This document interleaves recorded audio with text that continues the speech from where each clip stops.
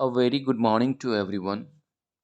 आज हम लोग जिस एडिटोरियल के बारे में चर्चा करने वाले हैं वो भारत के जो इलेक्शन कमीशन है, यानी इलेक्शन कमीशन ऑफ इंडिया के द्वारा उठाए गए एक महत्वपूर्ण कदमों में से एक है। और ये भारत की जो इलेक्शन कमीशन है उसकी अगर बात करें तो ये एक कॉन्स्टिट्यूशनल यानी संवैधानिक बॉडी है जिसकी स्थापना 25 जनवरी 1950 को हुई थी। और अपने 72 साल के इसने सफ़र में इसने कई बदलाव किए। और उसमें एक और बदलाव इस बार ये है कि ये संस्था सोच रही है कि वैसे लोग जो ओवरसीज माइग्रेंट हैं, यानी विदेशों में जाकर के बस रह रहे हैं, या फिर जिसको एनआरआई भी कहा जाता है, नॉन रेसिडेंट इंडियंस, वैसे लोग जो विदेशों में काम की तलाश में जाते हैं, तो वैसे लोगों के लिए भी अपने देश में वोटिंग की व्यवस्था की जाए। इसलिए आप देख सकते हैं कि लिखा हुआ है रिमोट वोटिंग। रिमोट का मतलब क्या होता है? रिमोट का मतलब होता है दूर, बहुत ही ज़्यादा दूर। और वोटिंग तो जानते ही हैं आप, यानी वैसे लोग जो दूर हैं, बहुत ही ज़्यादा दूर हैं, उनके लिए वोटिंग की व्यवस्था करने की बात इलेक्शन कमीशन ऑफ इंडिया कर रही है। On postal ballot for NRIs, shorter term overseas migrants should be able to avail the postal ballot system। ये जो पोस्टल बैलेट की बात हो रही है, जिसमें एनआरआई, वैसे एनआरआई जो थोड़े समय के लिए विदेशों में गए हैं, यानी कि परमानेंट अगर वहाँ पे सेटल कर गए हैं तो उनके लिए नहीं, थोड़े समय के लिए अगर वहाँ पे गए हुए हैं, तो वैसे माइग्रेंट्स के लिए they can avail the postal ballot system. और वे लोग फ़ायदा उठा सकते हैं पोस्टल बैलेट सिस्टम का। इसी के बारे में पूरा एडिटोरियल है। यानी वैसा नॉन रेसिडेंट इंडियन जो कि विदेशों में काम की तलाश में या काम कर रहे हैं, थोड़े समय के लिए गए हैं वीज़ा पे, तो वैसे लोगों के लिए ये व्यवस्था रहेगी कि अगर आप माइग्रेंट भी हैं, दूसरे देश में चले भी गए हैं, तो ऐसे में आप बैलेट सिस्टम के माध्यम से वोटिंग कर सकते हैं। India has the largest diaspora population. Diaspora मतलब होता है वैसे पॉपुलेशन जो कि काम की तलाश में दूसरे देश में जाते हैं, तो डायस्पोरा उसी को कहते हैं। तो हमारे देश में सबसे बड़ा, यानी बहुत बड़ा ऐसा पॉपुलेशन है जो काम की तलाश में दूसरे देशों में जाता है, विथ नियरली 1.35 करोड़। करीब करीब अगर देखें तो ये आंकड़ा है 1.35 करोड़ का।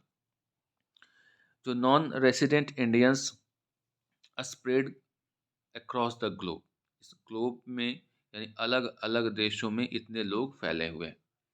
Many of them leave the country for short term work. उनमें से कई ऐसे हैं जो थोड़े समय के लिए काम के लिए बाहर जाते हैं, and could miss out and exercising some of their rights. और ऐसे में जो उनकी कुछ महत्वपूर्ण राइट्स हैं उसको एक्सरसाइज करने में, यानी उसका अगर कहें कि यूज़ करने में अपने राइट्स का वो फेल हो जाते हैं या उसको मिस कर देते हैं। सच है जिसमें से है रजिस्टरिंग देयर वोट्स, अपना वोट देना इन इंडियाज असेंबली और पार्लियामेंट्री इलेक्शंस। तो ऐसे लोग जो विदेश में थोड़े समय के लिए चले जाते हैं, ऐसे में जो उनकी फंडामेंटल ड्यूटीज़ हैं उनको वो कभी कई बार उससे महरूम, यानी कह सकते हैं उसको मिस करना पड़ता है।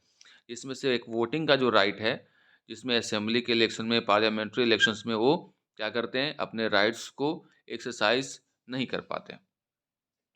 The election commission of India ECI allows enrolled overseas citizens to vote in person at the polling station in the constituency where the persons registered as the overseas elector।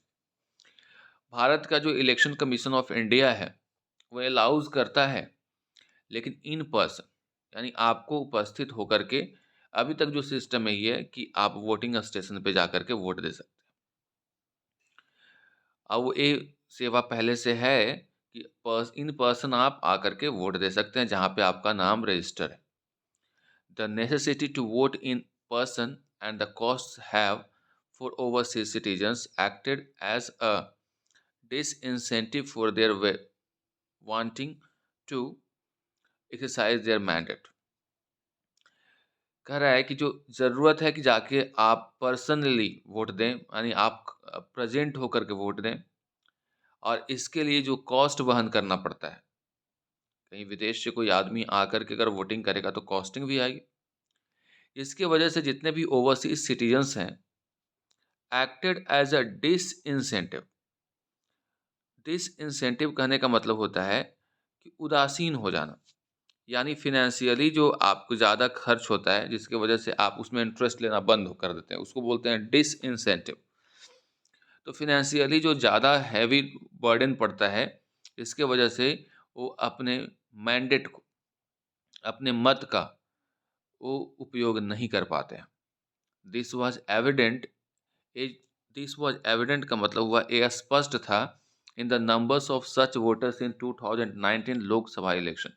2019 के लोकसभा इलेक्शन में ये बात जो है देखने को मिली थी।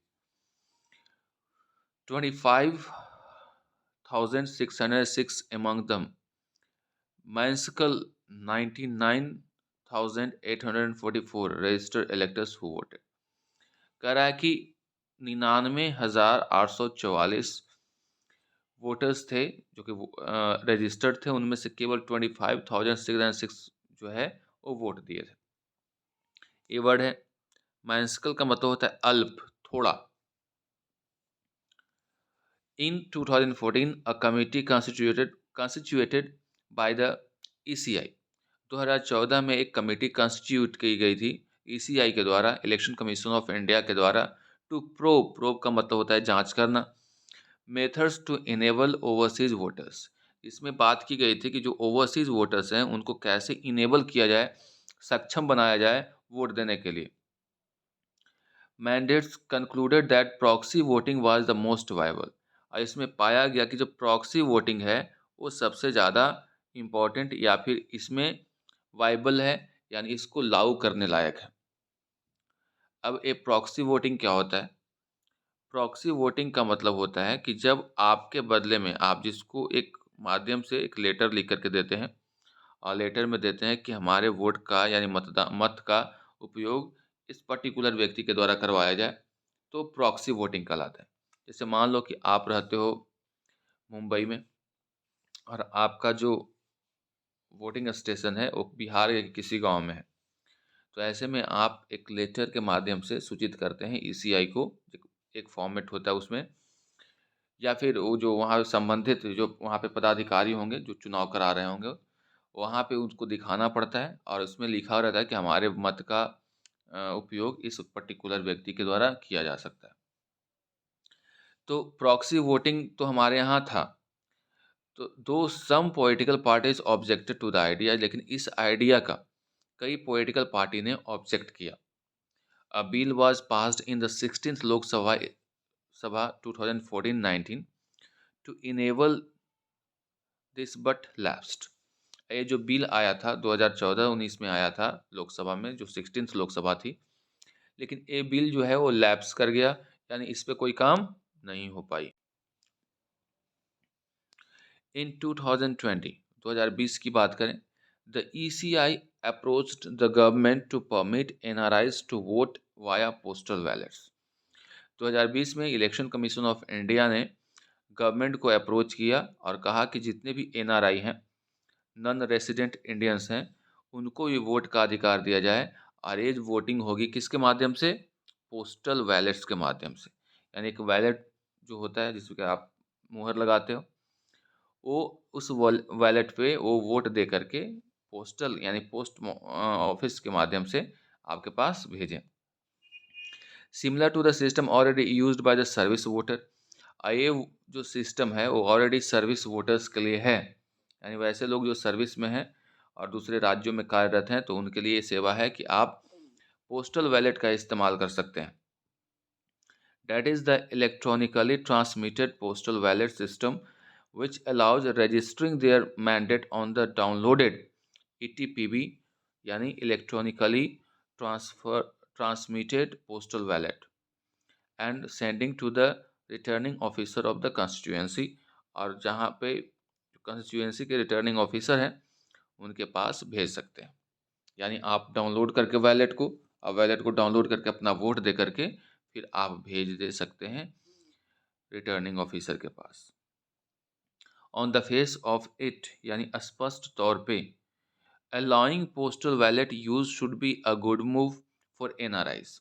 अगर सही मायने में अगर देखा जाए तो एगो अगर हम लोग पोस्टल बैलेट को अलाउ करते हैं एनआरआई के लिए तो एक अच्छा मूव माना जा सकता है। Even if this does not increase the burden on even if this does increase the burden on embassy or consular offices। यानी ये फैक्ट है कि अगर ऐसा अलाउ किया जाता है तो ये इंक्रीज करेगा बर्डन को एम्बेसी के ऊपर, लेकिन फिर भी ये होना चाहिए। This is also a move trust वर्दी वे ऑफ रजिस्टरिंग मैंडेट्स। और ये जो तरीका है ये ज़्यादा ट्रस्ट वर्दी है, इस पे विश्वास किया जाता है कि इसमें आप अपने मैंडेट को इस्तेमाल कर सकते हैं rather than approaching proxies. Proxies मतलब जो आपके बदले में वोटिंग करता है, अभी बताया आपको। तो उससे अच्छा ये है कि आप अपने वोट का इस्तेमाल पोस्टल बैलेट के माध्यम से करें। एक ट्रस्टवर्दी तरीका है which is currently allowed for service personal. यानी ये पोस्टल बैलेट का इस्तेमाल अभी फ़िलहाल जो हमारे देश में जो सर्विस पर्सनल हैं उनके लिए किया जाता है।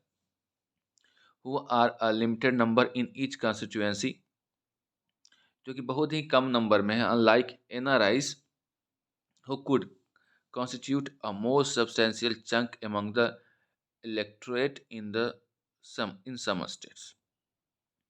लेकिन अगर हम लोग बात करें एनआरआईज की तो एक अच्छा खासा सब्सटेंशियल चंक, चंक का मतलब होता है ढेर। तो एक पर्टिकुलर राज्य में इसकी संख्या बहुत ज़्यादा भी हो सकती है। जो सर्विस पर्सनल है उनकी संख्या इक्का दुक्का होता है। वहीं अगर एनआरआई की बात करें तो किसी पर्टिकुलर कॉन्स्टिट्यूशन में एक चंक हो सकता है, एक ढेर, बहुत सारे लोग हो सकते हैं।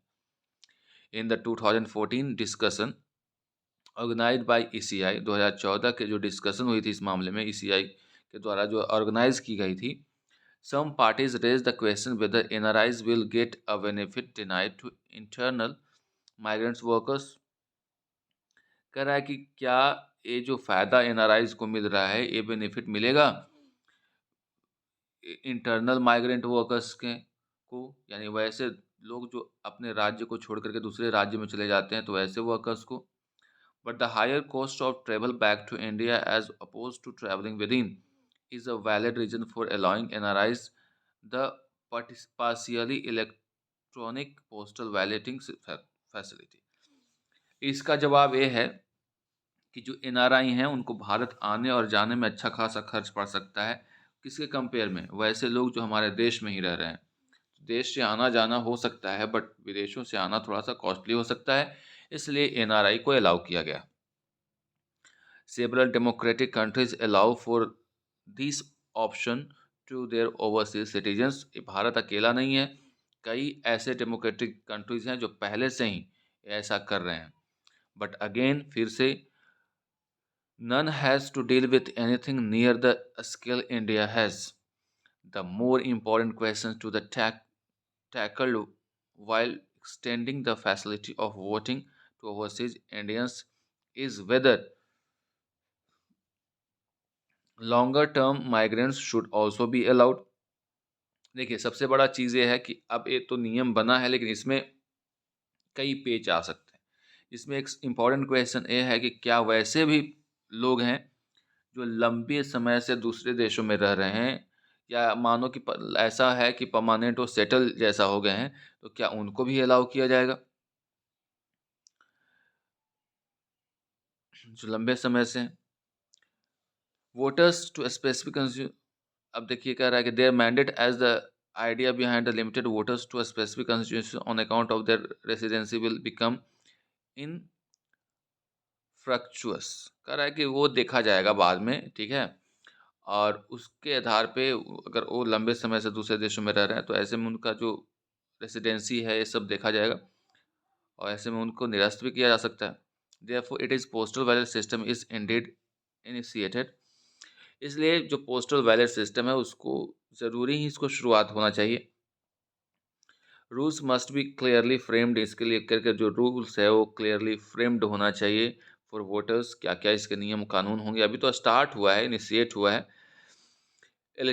Eligibility on the basis of their time spent away from the country, और एक योग्यता, अगर आप हैं एलिजिबल या नहीं, वो डिसाइड करेगा कि कितने लंबे समय से आप अपने देश को छोड़ करके दूसरे देश में रह रहे हैं। तो इन सब को लेकर के कानून बनना है, अभी तो केवल बात ही चल रही है। तो मिलते हैं अगले एडिटोरियल में। Till then goodbye and take care.